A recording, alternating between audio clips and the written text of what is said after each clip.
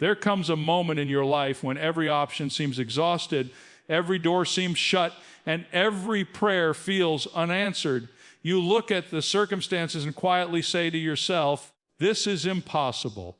And that is the very moment heaven begins to move. Because God never asked you to handle the impossible. He only asked you to trust Him with it. If everything in your life could be solved by human effort, human intelligence, or human strength, then there would be no need for the supernatural. But it is precisely when your resources fail that His resources begin to flow. God specializes in stepping into situations where human ability reaches its breaking point. He chooses the impossible not to intimidate you, but to reveal Himself to you. Let me ask you something. What is that one thing in your life today that feels unmovable? What fear has been leaning over your shoulder? What prayer has been waiting for years? What dream has been buried under disappointment? Don't turn away from this message. Don't quit here, because what you call impossible is about to become the canvas of God's greatest work in your life. And you need to hear this to the end, because your breakthrough might be tied to a truth you've never fully understood. You see, your limits are not God's limits. Your exhaustion is not His exhaustion. Your dead ends are not His dead ends. God does not panic at the size of your challenge. He is not intimidated by the weight you carry.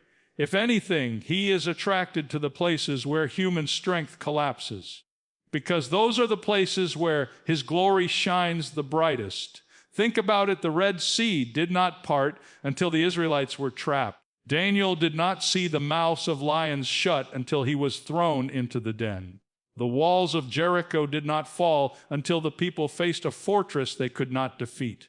Miracles rarely appear in comfortable places. They appear in the places where fear whispers, "This is the end," but faith stands and declares, "Watch what God will do." And that is why you must stay. Watch till the end, because someone listening right now is one prayer away from a turning point. Someone is standing at the edge of a miracle and doesn't even know it. You are closer to breakthrough than your emotions are telling you. God has not forgotten you. He has not withdrawn His hand.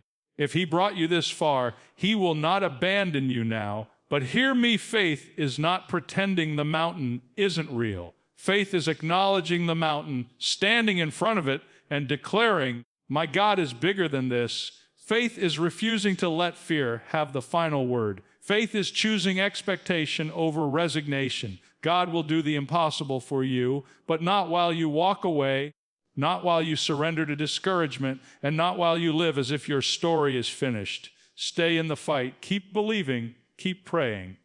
Keep expecting.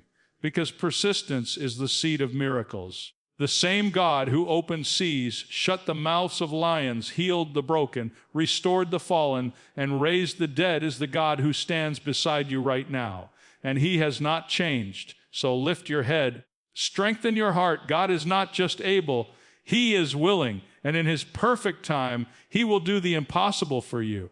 When I stand here and tell you that God specializes in what you cannot do, I'm not offering you a poetic phrase or a comforting idea.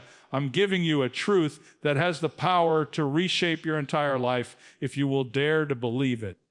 Because the things that overwhelm you, the situations that stretch you, the challenges that make you feel small, those are the very places where God steps in and says, "Now watch me work."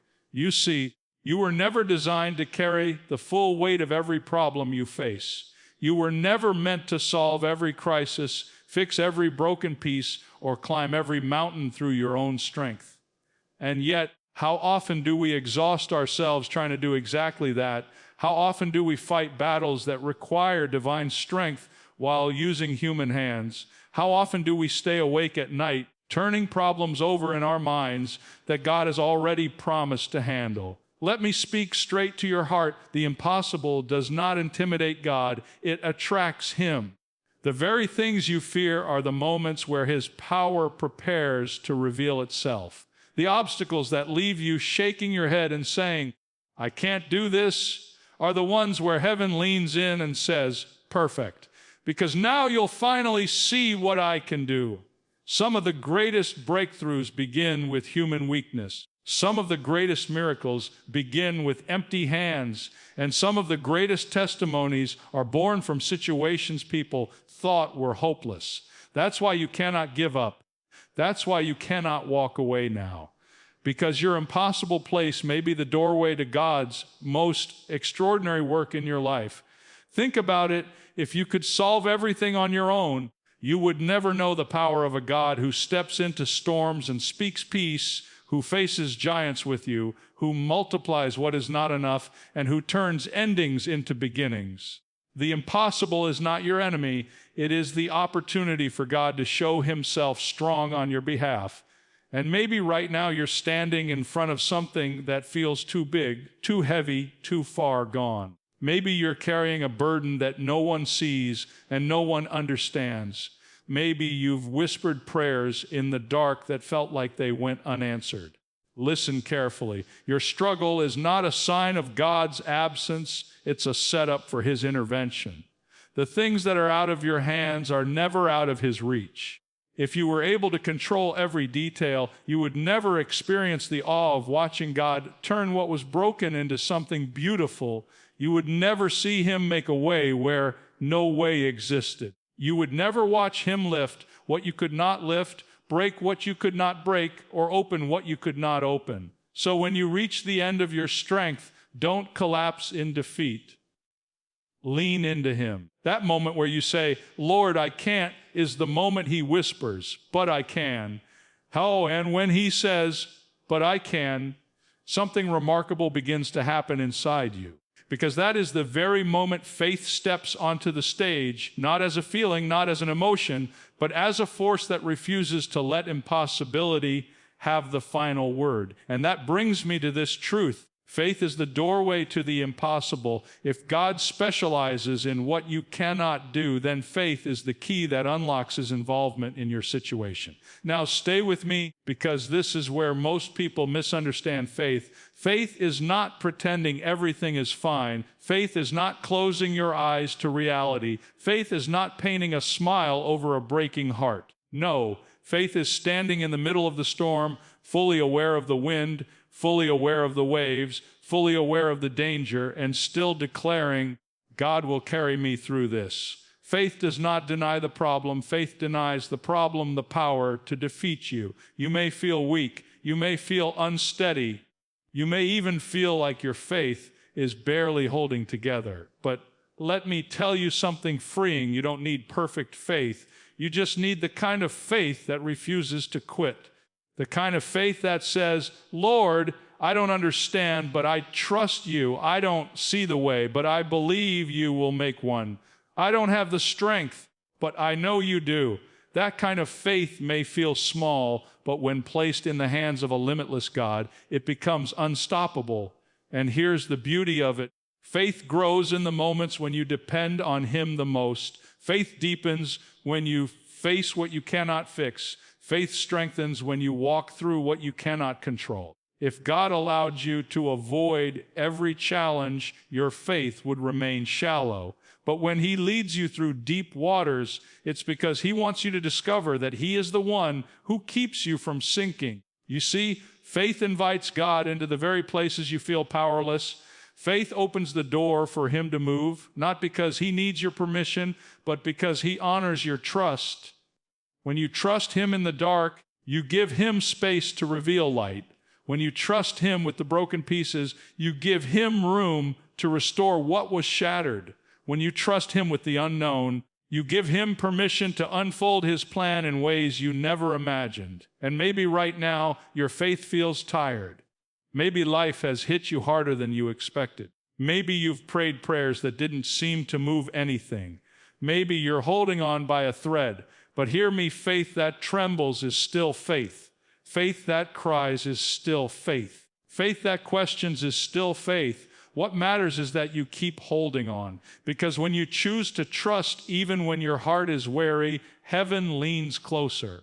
When you choose to believe even when you don't see evidence, God begins arranging the pieces you cannot see. And when you choose to walk forward even when the path is unclear, You step directly into the territory where God does his greatest work, the impossible. Oh, because when you step into the territory where God does his greatest work, something else becomes clear. God uses the impossible to strengthen you. And I want you to hear this with your heart wide open. What you are walking through right now is not designed to break you, but to build a strength in you that comfort could never create. The very thing you wish God would remove may be the very thing he is using to prepare you for what he has promised. You see, faith doesn't grow on calm seas. Character doesn't deepen in easy seasons. Spiritual strength is not developed when everything is smooth and predictable. No, strength is forged in the fires of pressure, in the weight of adversity, in the moments when you say, Lord, this is too much. And yet he whispers, I am with you.